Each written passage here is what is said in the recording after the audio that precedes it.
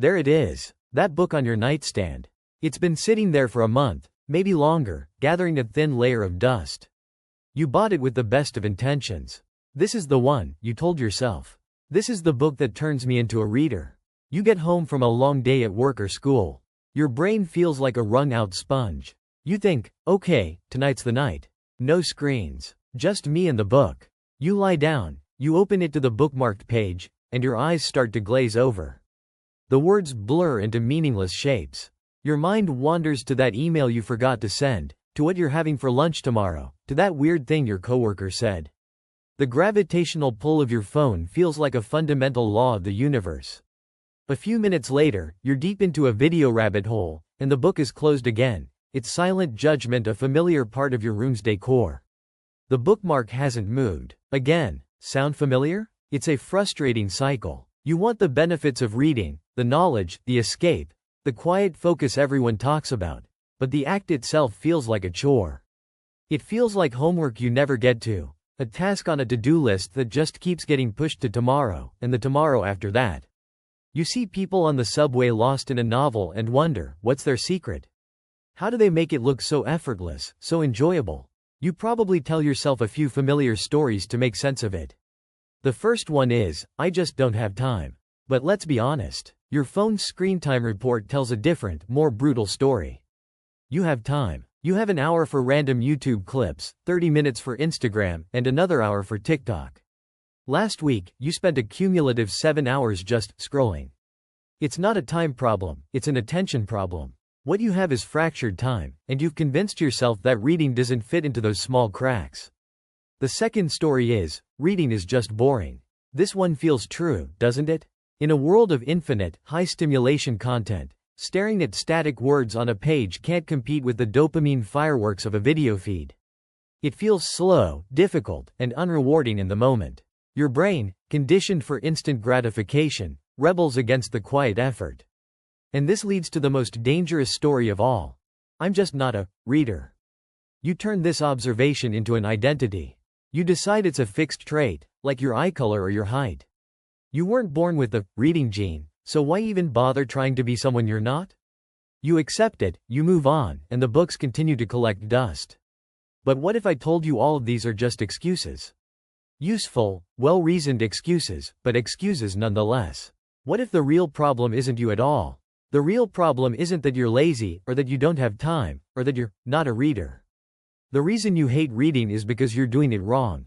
You've been treating reading like a school assignment for your entire life, and it's been systematically killing any potential for joy. Think about it. In school, you were handed a set of invisible rules about reading. These rules were designed to make you analyze texts for a grade, not to fall in love with stories. They turned something that should be a pleasure into a performance. The first and most damaging rule they taught you. You must finish every book you start. Quitting a book is a sign of failure, a mark of intellectual weakness. So you slog through 100 pages of something you can't stand, a book that feels like wading through wet cement. Every page you force yourself to read reinforces the idea that reading is a miserable, joyless experience. It becomes a testament to your endurance, not your curiosity. The second rule. You must read important books. You feel an unspoken pressure to be reading dense philosophy, or timeless classics, or the non-fiction bestseller everyone is talking about. So you skip the fun-looking sci-fi or thriller novel because it doesn't feel productive enough. You treat your bookshelf like a trophy case to impress others, not a source of personal entertainment. And the third rule. Reading must be done in long, quiet, uninterrupted blocks of time. You have this image in your head of the ideal reader. Sitting in a leather armchair for a full hour, in a silent room, with a cup of tea. Since that perfect, sacred moment almost never happens in your real life, you just don't read at all. You're waiting for an opportunity that doesn't exist. These rules are bullshit. They're the fastest way to make someone hate reading. So, we're going to throw them out. Together, we're going to replace them with a new system. One designed for pleasure, not for a report card. Here's the new rule number 1. The 50-page rule. Give any book 50 pages. If, by page 50, you aren't interested in what happens next, you have my full permission to drop it. Guilt-free. Put it down, give it away, and never think about it again. Life is too short to read bad books. By giving yourself an escape hatch, you remove the pressure of commitment. You're not signing a contract, you're just going on a first date. If there's no chemistry, you walk away. There are millions of other books out there waiting for you. New rule number 2. Read for fun, not for status. Your reading list should be a judgment-free zone. Read what you genuinely find entertaining. If that's a comic book, great. A cheesy romance novel? Perfect. A 900-page fantasy epic about elves? Go for it. And yes, audiobooks absolutely count as reading. Anyone who says otherwise is a gatekeeper, and we don't listen to gatekeepers. The goal here is to reassociate reading with pleasure. You need to build the muscle of enjoyment first. You don't start going to the gym by trying to lift the heaviest weight. You start with something you can actually handle. Your important books list can wait. Fun comes first. And new rule number 3. Read in sprints, not marathons. Forget needing an hour. Can you read for the 5 minutes you're waiting in line for coffee? For the 10 minutes on the bus? Can you replace the last 15 minutes of nightly phone scrolling with a book? These small pockets of time add up. 5 minutes a day is over 30 hours of reading in a year. That's not nothing. That's 10, maybe 15 books. A few pages here and there become a chapter. A few chapters become a book. This entire mindset can be summed up with a simple analogy. Treat books like you treat Netflix. Seriously, think about it. How do you interact with a streaming service? Do you force yourself to finish a series you hate? No, you drop it after one episode and move on. That's the 50-page rule. Do you only watch Oscar-winning dramas because you feel like you should? No, sometimes you watch a dumb reality show because that's what your brain wants. That's reading for fun. Do you only watch TV when you have a 3-hour block of free time?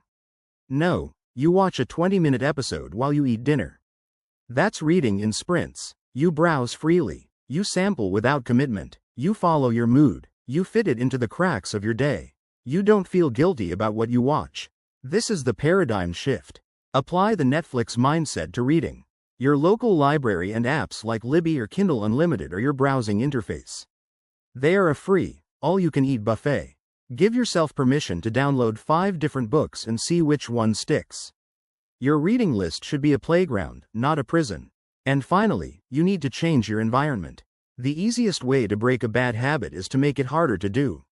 The easiest way to build a good habit is to make it easier to do. Tonight, try this one, simple experiment. An hour before bed, take your phone and plug it in to charge in another room. The bathroom, the kitchen, anywhere but your nightstand. Then, take that book you've been meaning to read and put it on your pillow. When you get into bed, your choices will be: stare at the ceiling in silence, or pick up the book. You will be absolutely amazed how often you choose the book when the easy, glowing distraction is gone. You're not fighting your willpower. You're changing the game so that reading is the path of least resistance. Reading isn't some secret club you weren't invited to. It's not a test of your intelligence or your discipline. We've just been taught to approach it all wrong, with a set of rules designed for a classroom, not for a life. Forget the rules. Give yourself permission to quit. Give yourself permission to read junk. Give yourself permission to read for just 5 minutes at a time. Because a book is not a burden you have to carry to the finish line. It's a door, and you just need to find the one you actually want to open.